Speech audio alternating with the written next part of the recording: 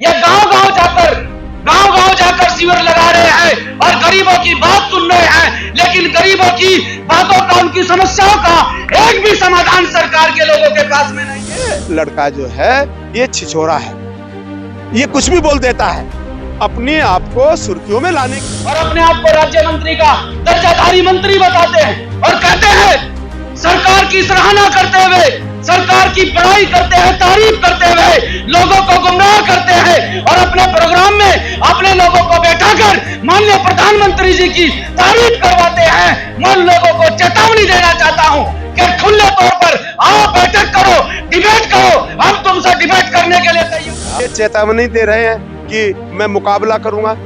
जिस गांव के ये रहने वाले हैं, मैं उसी गांव से चुनाव लड़ूं, ये भी उसी गांव से चुनाव लड़े, वोटिंग कराए उस गांव की। अगर ये जीत गए तो मैं चुनाव नहीं लड़ूं। फर्जी दर्जाधारी मंत्री यहाँ पर घूम रहे हैं। उन मंत्रियों को इसलिए कह रहा हूँ कि आओ गरीब के द्वार, इन गरीबों की का ही रहने वाला है, इसे वहां से चुनाव लड़ना चाहिए ना, भगवानपुर से। वहां तो इसके छेरे लगते हैं ममता राकेश और सुबोध राकेश के सामने, क्योंकि उनसे ये पैसे खाता है, उनसे ये चंदा लेता है। उस चंदे पे और लोगों के लोगों ने आपके लिए संघर्ष किया, आपको ताकत देने के लिए काम किया। आज वही लोग इस फैक्ट्री में अपने लिए संघर्ष कर रहे हैं। आज वही लोग आपके सामने हाथ फैलाए बैठे हैं। 16 महीने का वेतन इन लोगों का आपने रोका हुआ है। सोच कर देखिए, जिस घर का चूल्हा चौका आपके फैक्ट्री के पैसे से चलता था, जो मजदूर आपकी फैक्ट्री में काम करके अपने बच्चों की फीस भरता था, जो मजदूर आपकी फैक्ट्री में काम करके अपने बच्चों को 2 वक्त की रोटी देता था, 16 महीने से वो मजदूर परेशान है और कोई अधिकारी कर्मचारी सुनने को तैयार नहीं है, कोई सरकार का नुमाइंदा सुनने को तैयार नहीं है। ये गांव गांव जाकर शिविर लगा रहे हैं और गरीबों की बात सुन रहे हैं, लेकिन गरीबों की बातों का, उनकी समस्याओं का एक भी समाधान सरकार के लोगों के पास में नहीं है। मैं कहना चाहता हूं, मैं चेताना चाहता हूं उन लोगों को भी, मेरी खुली तौर पर चेतावनी है, जो इस क्षेत्र में घूम रहे हैं और अपने आप को राज्य मंत्री का दर्जाधारी मंत्री बताते हैं और कहते हैं सरकार की सराहना करते हुए, सरकार की बड़ाई करते हैं, तारीफ करते हुए लोगों को गुमराह करते हैं और अपने प्रोग्राम में अपने लोगों को बैठाकर माननीय प्रधानमंत्री जी की तारीफ करवाते हैं। मैं लोगों को चेतावनी देना चाहता हूं कि खुले तौर पर आओ, बैठक करो, डिबेट करो, हम तुमसे डिबेट करने के लिए तैयार है। अगर तुमने 1% भी समाज के हित में काम किया हो, तुमने आज तक धन्ना सेठों के हित में काम किया है, तुमने पूरे देश का पैसा नीरव मोदी जैसे लोगों के हाथ में रखने का काम किया है, जो देश को लूट कर, देश को बर्बाद करके विदेशों में जाकर बस गए हैं, उन लोगों को तुमने ताकत देने का काम किया है। यह सरकार गरीबों की सरकार नहीं है, क्योंकि मैं सरकार को इसलिए कोस रहा हूं, सरकार को इसलिए कह रहा हूं, सरकार के नुमाइंदों को और ये जो फर्जी दर्जाधारी मंत्री यहां पर घूम रहे हैं, उन मंत्रियों को इसलिए कह रहा हूं कि आओ गरीब के द्वार, इन गरीबों की सुनो। ये गरीब है, ये कोई करोड़पति नहीं है, इन गरीबों की तो तुमको सुननी चाहिए। तुम क्षेत्रों में शिविर लगाते हो, तुम लोगों की समस्याएं सुनते हो, और अगर कोई अपनी समस्या लेकर आपसे सवाल जवाब करता है तो आप अपने लोगों से नारेबाजी करवाकर उसकी बात को दफन कर देते हो, उसकी आवाज को दबा देते हो। तो यहां दबने वाले लोग नहीं हैं, यहां तो आंखों में आंखें डालकर आपसे सवाल करने वाले लोग हैं, क्योंकि हमारे ऊपर आपका कोई कर्जा नहीं है। हमने आपके पैसे से विदेशों में खाते नहीं खुलवाए हैं, हम यहीं के रहने वाले हैं, मजदूर कर्मचारी के बच्चे हैं।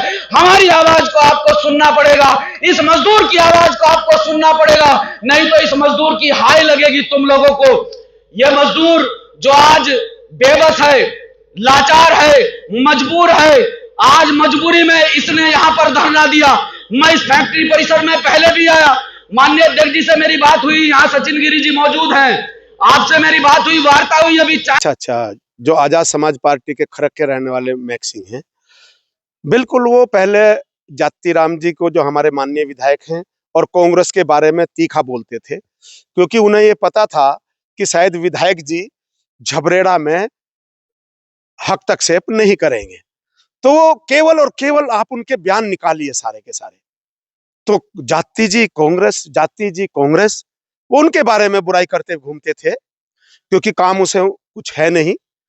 पार्टी अभी अभी उनकी वो पैदा हुई है, ठीक है ना। उसके वो प्रदेश के अध्यक्ष आप बता रहे हैं, और पहले भीम आर्मी में ये काम करता था लड़का। तो ये, क्योंकि ये खरक का रहने वाला है, ये अगर मेरी बुराई कर रहे हैं तो मैं आपके माध्यम से एक बात कहना चाहता हूं आरिफ साहब, कि जिस गांव के रहने वाले हैं उस गांव में ये मेरा चुनाव करवाए, मैं भी लड़ूं और वह भी लड़े, एक सार्वजनिक चुनाव करवाए। अगर ये मेरे से वहां पर जीत गया तो चुनाव लड़ ले आके, और ये हार गया तो फिर चुनाव ना लड़े। ये कह रहा ना, आपने मुझे बताया, ये चेतावनी दे रहे हैं कि मैं मुकाबला करूंगा। जिस गांव के ये रहने वाले हैं, मैं उसी गांव से चुनाव लड़ूं, ये भी उसी गांव से चुनाव लड़े, वोटिंग कराए उस गांव की। अगर ये जीत गए तो मैं चुनाव नहीं लड़ूंगा। और अगर, जबकि ये जिस गांव का रहने वाला है उस गांव में तो इसकी अच्छी पैठ होनी चाहिए ना। जिस विधानसभा का ये रहने वाला है, इसे वहां से चुनाव लड़ना चाहिए ना, भगवानपुर से। वहां तो इसके छेरे लगते हैं ममता राकेश और सुबोध राकेश के सामने, क्योंकि उनसे ये पैसे खाता है, उनसे ये चंदा लेता है। उस चंदे पे और लोगों के जिस तरह के आरोप इन पे लगते हैं, मैं क्या कहूँ, आपको पता है। तो ये गाड़ियों में घूमता है।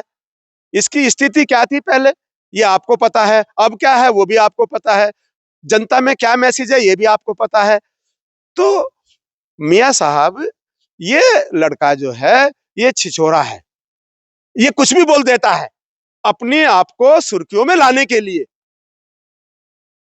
अच्छा, कि संत शिरोमणि सतगुरु रविदास जी का मैं नारा लगाता हूं तो वो गलत है, ये कहते हैं।